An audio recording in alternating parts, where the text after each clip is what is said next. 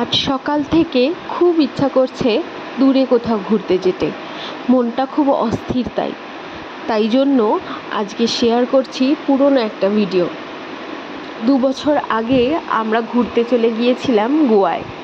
আমরা ছিলাম নর্থ গোয়াতে। নর্থ গোয়ার কালাঙ্গুর থেকে আমরা এখন চলে যাচ্ছি পাল্লা রোডের দিকে। সেখানে ক্রিশ্চিয়ানো রোনাল্ডোর একটা মূর্তি আছে। আমার ছেলে ভীষণ এক্সাইটেড ছিল এই মূর্তিটা দেখার জন্য।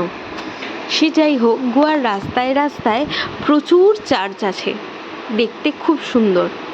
রাস্তায় সেগুলো দেখতে এমনিই ভালো লাগে, ভিতরে সেগুলো আর যেতে লাগে না। আমরা পুরো গোয়াটা একটা স্কুটি ভাড়া নিয়ে ঘুরেছি। স্কুটিতেই গোয়া ঘুরতে লাগে, গোয়ার আসল মজাটা তাহলেই বোঝা যায়।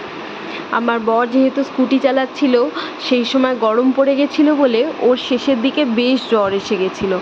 আর এই জায়গাটার নাম সালভাডর ডি মুন্ডু। এটা ডিয়ার জিন্দেগি বলে একটা সিনেমার শুটিং স্পট ছিল। জায়গাটা ভীষণ সুন্দর, দুধারে নারকেল গাছ আর মাঝখান দিয়ে রাস্তা। এটা বেশ গোয়ার একটা পপুলার ট্যুরিস্ট স্পট এবং এখানে প্রচুর লোক শুটিং করতে যায়। সেখান থেকে মরহেম বিচটা খুব কাছে। এই বিচটাকে অনেকে মরজিম বিচও বলে। এই বিচ অ্যাকচুয়ালি অনেকটাই ভার্জিন বিচের সমান। এখানে বেশি লোক খুব একটা যায় না, যার জন্য স্যাকগুলোয় যারা যায় তারা বসে একটুখানি রিল্যাক্স করে।